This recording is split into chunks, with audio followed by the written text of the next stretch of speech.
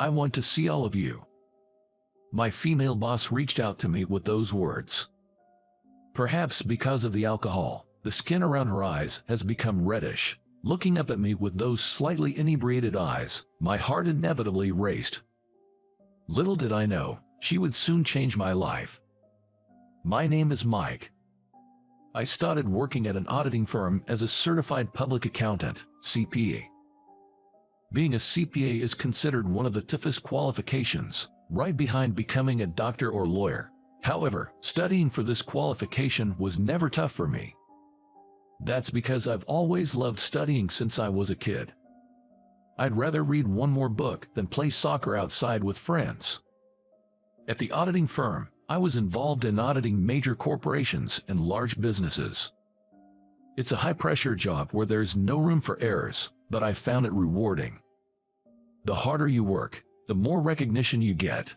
There's also a chance for promotions and raises, so it's a competitive environment where my colleagues and I would always strive to improve.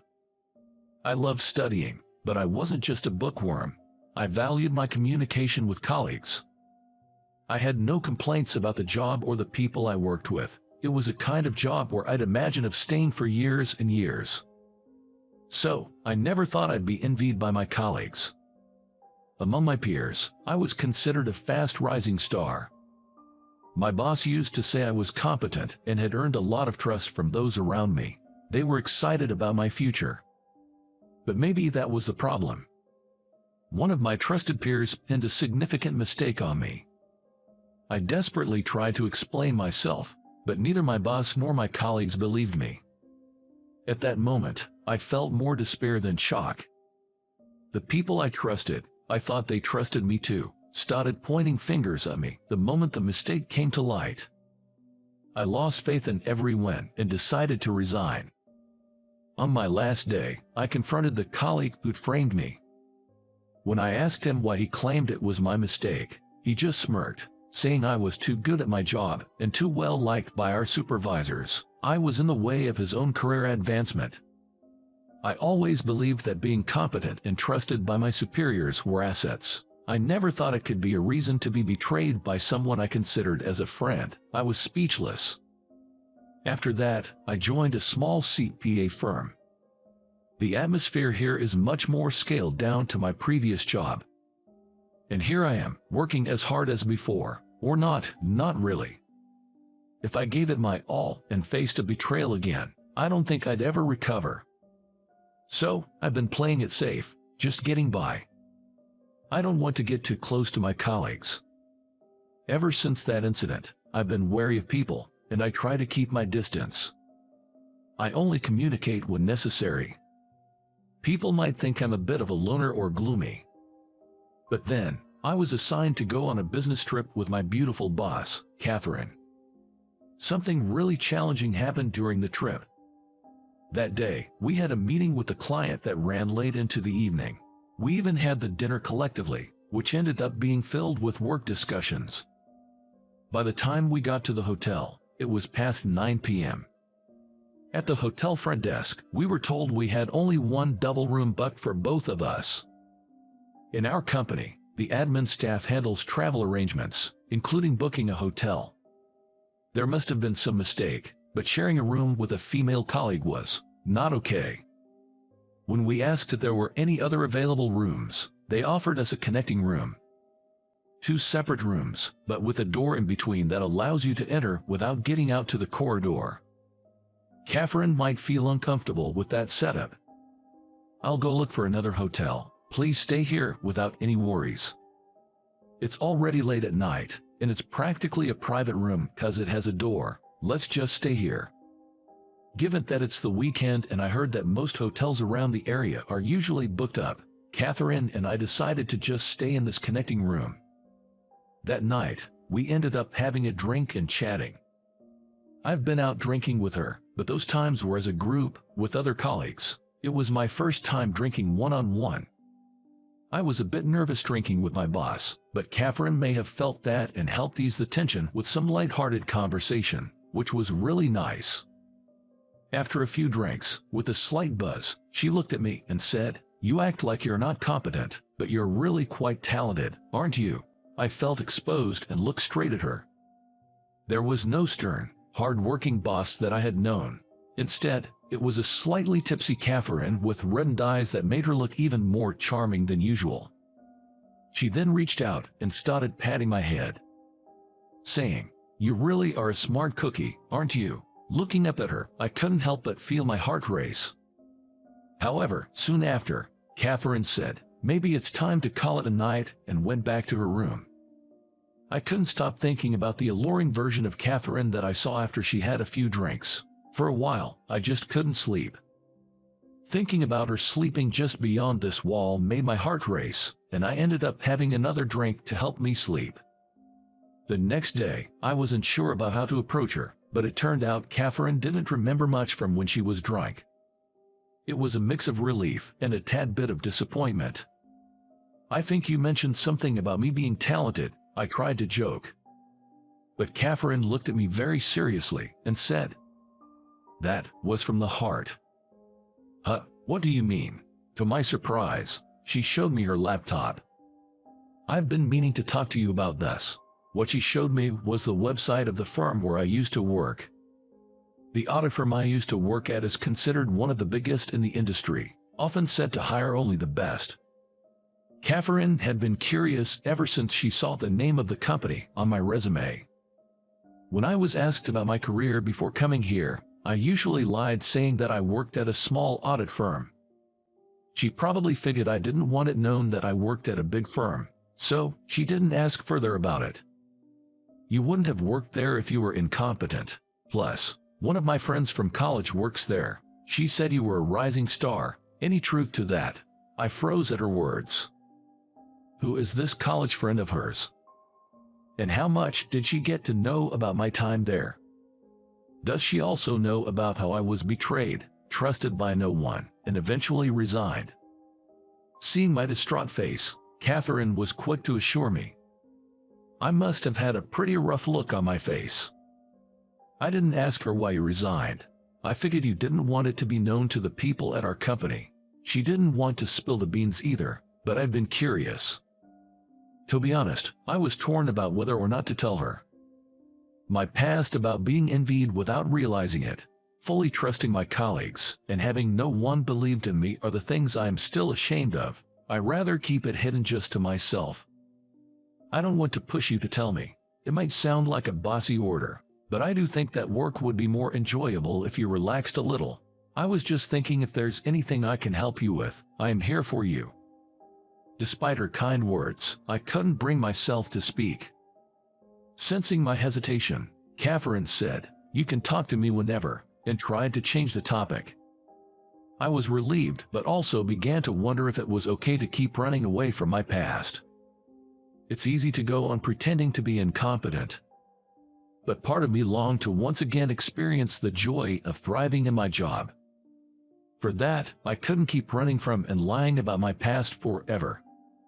I remembered Catherine from the previous night, patting my head while she was tipsy. The boss patted my head, was slightly drunk.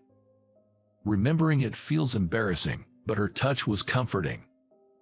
I felt a sense of security, like she was there to protect me. I could tell she wasn't just talking to me out of mere curiosity, but genuinely cared about me. I thought maybe this was my chance to move on from my past. There's still time before hotel checkout. I stopped Catherine. It's kind of embarrassing, but could you listen to me?" At my words, Catherine brightened her expression. Her smile gave me a boost, and, well, as a man, it got to me. I thought I'd be nervous, but maybe it was thanks to the hot coffee Catherine got for me. I was able to talk about my past more at ease. Being betrayed, resigning because no one believed in me. Catherine just listened, without interrupting me. I know it's weird for me to say this, but I think I've grown up being pretty good at study and work, but I guess I wasn't great at building relationships. So, in my current job, I pretended to be incompetent so I wouldn't get hurt again. If I got betrayed, it'd hurt, so I tried not to get too involved with anyone. I'm kind of a coward. I'm just that kind of guy. When I finished talking, Catherine started pointing out all my flaws. You're really good at planning and doing your work on time, always punctual and never cutting corners, but sometimes you skip lunch, right? The person at the next desk was worried about you. That's a minus. Your desk is always tidy, so you're organized. Whenever you work on making documents, it's so logical, and all the bosses, including me, appreciate it. But you sometimes help others with their work, don't you? And that increases your workload. You could ask others to help with all of the tasks more, but everyone's been worried if they're not reliable enough. And then, I think I was so shocked that my mouth was hanging open. She completely exposed my hidden feelings. Where are you going with this? Catherine just smiled. I thought you didn't understand your own worth when you said you were just that kind of guy. What I just said is what I think, and also what everyone else thinks. You might have tried to hide it, but being good or bad at work isn't really something you can hide. Everyone notices that you're competent and serious about your job, but they also felt like you intentionally keep your distance, so it's hard for them to approach you. I was surprised that not only Catherine, but also my colleagues noticed. And everyone pretended not to notice out of consideration for me. From what she said, it seems I've been making them worried. You should trust those around you more. Maybe in your previous job, no one believed in you, but maybe it's different at this job. Isn't it up to you, Mike? Everyone might be waiting for you to tear down that wall. Knowing that everyone sees both my strengths and weaknesses made me feel assured, like a weight lifted off my shoulders. Everyone has been watching me, haven't they? I mumbled to myself. Catherine laughed. You're just realizing that now. Everyone has always recognized your abilities and wanted to get along with you. You should be more confident in yourself. You'll enjoy work more if you do. I was glad I came on the strip with Catherine. I really felt that. For the first time since I resigned, I felt that I wanted to get close to everyone at work and contribute to the team. After that, I stopped being so pessimistic, thinking no one would trust me. I began to communicate more actively with my colleagues and started to propose some feedbacks for projects. Thank you for your support. I appreciate your work. Such words began to fly between me and my colleagues. I felt joy each time such exchange of kind words happened, and the trust between me and my colleagues started to grow. Being able to work with excitement again felt truly wonderful. One day, embezzlement was discovered at a certain company. It was a company our office had audited.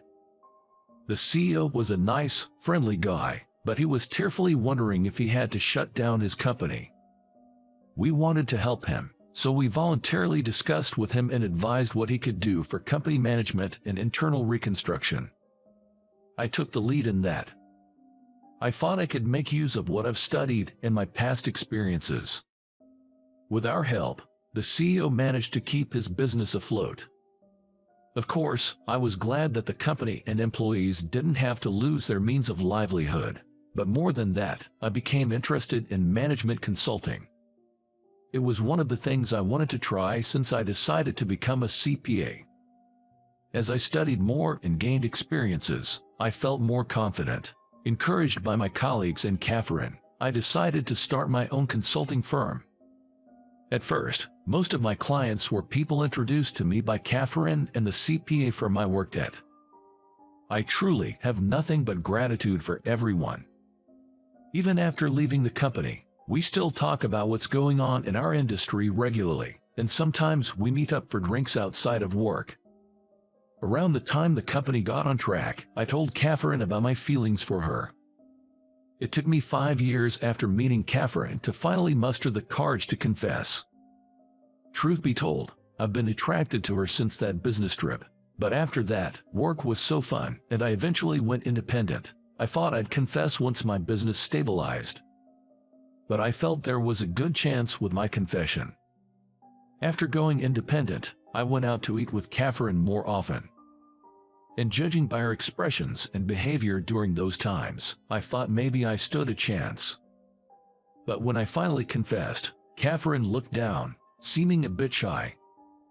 It seemed she was concerned about the age gap, which is about 10 years. She's so confident at work, but becomes a bit timid outside of it. I found that side of her endearing. So, just like she told me so many of my strengths during the business trip, I took the opportunity to tell her all the great things about her. I wanted to show her that age doesn't matter. And at the end I told her, please have confidence in yourself. At that, Catherine gave a soft chuckle. She might have remembered telling me to have confidence in the past. And of course, her response to my confession was a yes. Thank you. It makes me feel shy a bit, but I'm looking forward to this new chapter with you. I understand that there might be times when Catherine feels a bit insecure. But during those times, I hope we can always believe in each other, acknowledge our strengths, and remind each other to have confidence. That's the kind of relationship I desire.